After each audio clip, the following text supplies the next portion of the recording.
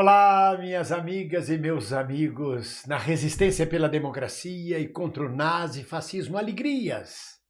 Minhas amigas e meus amigos, nós estamos na luta pelo fora Bolsonaro. Mas não basta apenas derrotar Bolsonaro. Quando conseguirmos tirar Bolsonaro e sua quadrilha do poder, temos uma outra grande luta pela frente, muito maior até do que de Bolsonaro, que é a nossa luta contra o fascismo. Porque o fascismo assomou no Brasil. Bolsonaro deixa raízes profundas junto a segmentos da população extremamente fascistas. Então eu pedi ao professor de direito, ao advogado, nosso companheiro, nosso colega Dmitry Salles, que falasse um pouco sobre essa luta contra Bolsonaro e contra o fascismo, que é a nossa luta do dia a dia. E lembrando a vocês que nesta quinta-feira, às 7 horas da noite de Brasília, nós temos uma live exclusiva para os membros do canal, com o Hildegard Angel, falando sobre o centenário de nascimento de sua mãe, Zuzu Angel, assassinada pela ditadura, de seu irmão, Stuart Angel, também assassinado, de sua cunhada, falando da vida, falando de política, das posições de Hilde, grande companheira. Mas agora vamos ver e ouvir Dmitry Salles. Para cada uma e cada um de nós que tem compromisso com a democracia, que acredita nos direitos humanos enquanto um projeto civilizatório de nação, para todos nós surgem duas importantes tarefas. A primeira delas, derrotar Bolsonaro. Significa derrotar um governo que é um desastre em todos os aspectos. É um desastre na política econômica. O Brasil voltou ao mapa da fome. É um desastre na política ambiental. É um desastre na política de direitos humanos, sobretudo porque ele substitui a lógica de direitos por uma lógica de violência, de exclusão.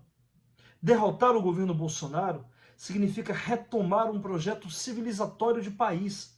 Mas esse trabalho não é uma tarefa fácil. Nós vamos precisar se esforçar muito até outubro de 2022. Nós vamos ter que dialogar bastante com a sociedade. Nós vamos ter que apresentar, deixar muito evidente de que este governo é um retrocesso em todos os sentidos. E mais ainda, reforçar a nossa luta pela democracia, para que a gente não corra o risco, ou não continue correndo o risco, do presidente Bolsonaro não aceitar o processo eleitoral e dar um golpe de Estado.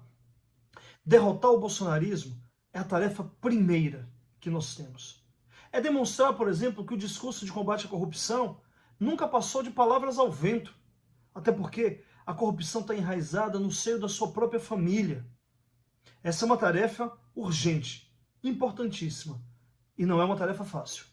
Embora as primeiras pesquisas apontem uma derrota iminente, nós não podemos afrouxar. É preciso a gente ficar atento e permanentemente na disputa da narrativa, do convencimento, para que a gente derrote eleitoralmente Jair Bolsonaro. Mas só derrotar Bolsonaro não resolverá o problema da democracia brasileira. Derrotar Bolsonaro é o começo de um processo longo, que significaria a segunda tarefa, a derrota do bolsonarismo, a derrota deste pensamento de caráter fascista, que é um pensamento autoritário, violento, que está em curso no país, que substitui a lógica de igualdade por uma lógica de privilégios, que substitui a lógica de uma pacificação social por um apostar no armamento, na violência, como forma de solução dos problemas sociais. Derrotar o bolsonarismo requererá de nós muito mais esforço. E eu explico por quê. Porque a raiz desse bolsonarismo, ela remonta ao período da escravidão no Brasil. Ela volta a um período que está na essência de um pensamento conservador, que tinha o amparo de um determinado setor religioso violento, que legitimava a escravidão, o genocídio dos povos indígenas. É voltar contra um período em que o Estado favorecia, e era ele, o Estado, o principal estimulador de uma violência contra a cidadania. É quebrar a herança do racismo, do período escravocrata, é quebrar a herança do machismo, da homofobia, da transfobia, das diversas formas de violência as diferenças que constituem cada pessoa humana. Essa luta significa redobrar os nossos esforços para que a gente de alguma maneira consiga renovar os nossos valores.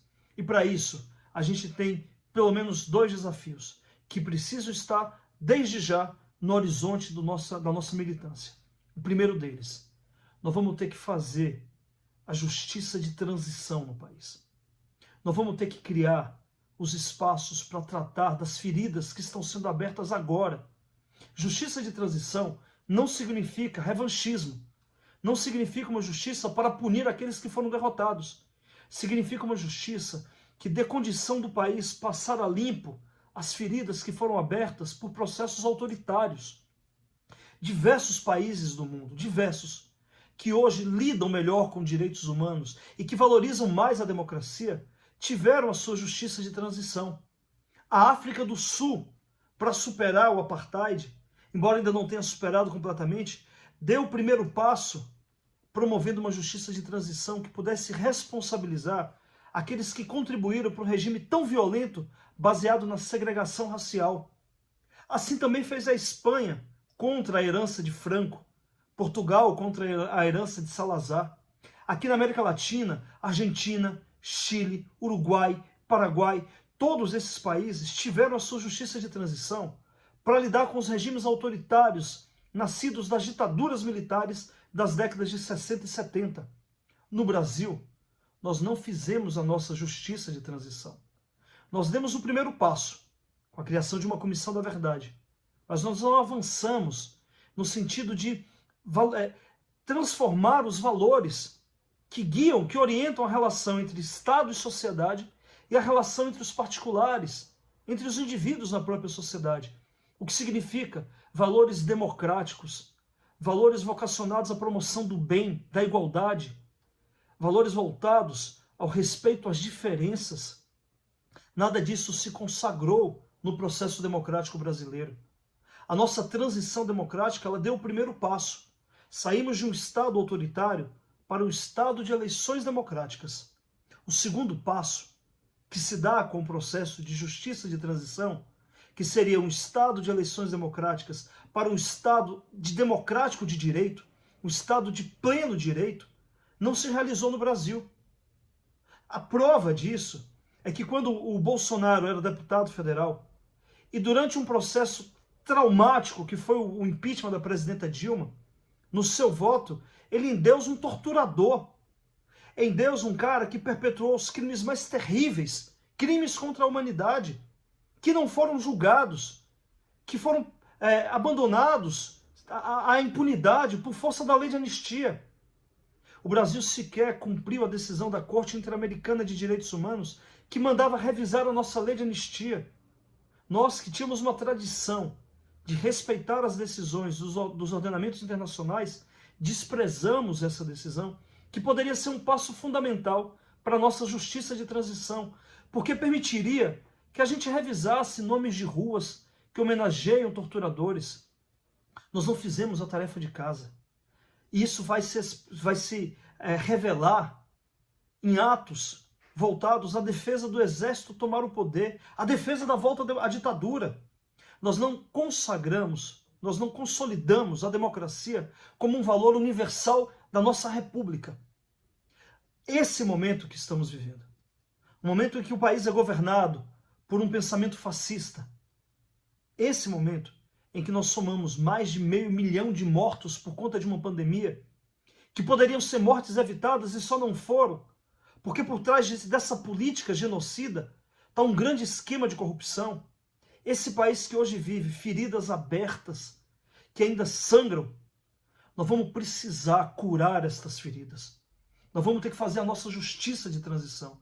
Nós vamos ter que instaurar um tribunal, a exemplo do Tribunal de Nuremberg, que julgou os criminosos nazistas. Nós vamos ter que criar o nosso Tribunal de Manaus para investigar e punir aqueles que fizeram de Manaus um laboratório da morte, para testar a chamada imunidade de rebanho.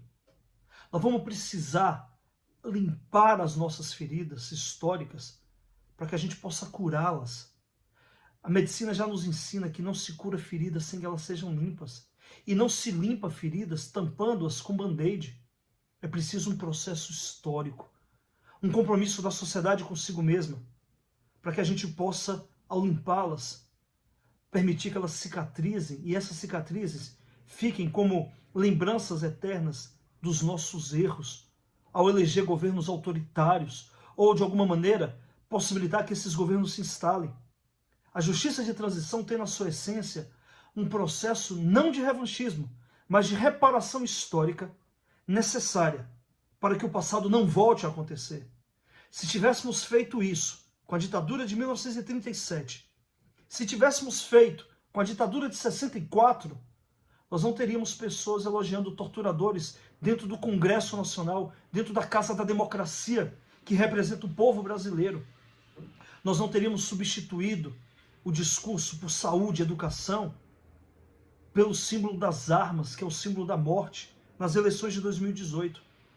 Essa tarefa é imediata, sem a qual nós não iremos construir uma cultura de respeito à vida, de respeito aos direitos humanos, como o direito à saúde, que é um direito humano de todas e todos. Essa tarefa é indispensável.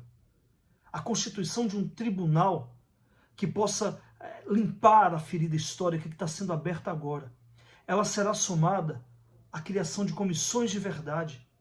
As comissões da verdade terão um papel de ouvir as vítimas da Covid, de ouvir o sofrimento dos brasileiros e brasileiras, para que essa dor não fique presa em cada indivíduo, para que o Estado possa entender o que foi que os seus governantes fizeram com o seu povo.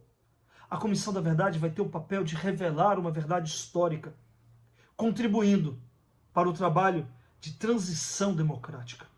Transição inacabada no período democrático instituído em 88, porque a gente não fez a tarefa de casa. O tempo de hoje está abrindo feridas. O futuro nos dará a possibilidade de tratar dessas feridas para que o presente não volte nunca mais a acontecer.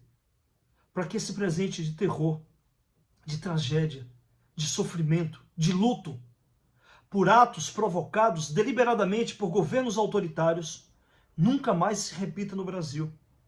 Se a primeira tarefa é derrotar Bolsonaro nas urnas, é impedir o golpe de Estado, a segunda tarefa tem que estar no horizonte de cada uma e de cada um de nós, que no processo democrático se empenhe em derrotar o Bolsonaro.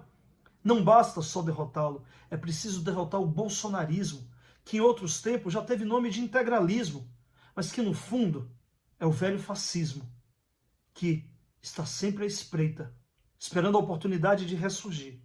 Se nós não cumprirmos as nossas tarefas históricas, que o presente nos dá a condição de olhar para o futuro, sabendo da tarefa que nos espera, a gente corre o risco de, mais uma vez, a nossa democracia se deteriorar de vez. E as reconstruções democráticas são sempre muito difíceis. Por isso, pensando o presente, com olhos no futuro, a democracia nos chama a um compromisso que não é só eleitoral, é um compromisso civilizatório. É derrotar o Bolsonaro nas urnas, é limpar a ferida da pandemia.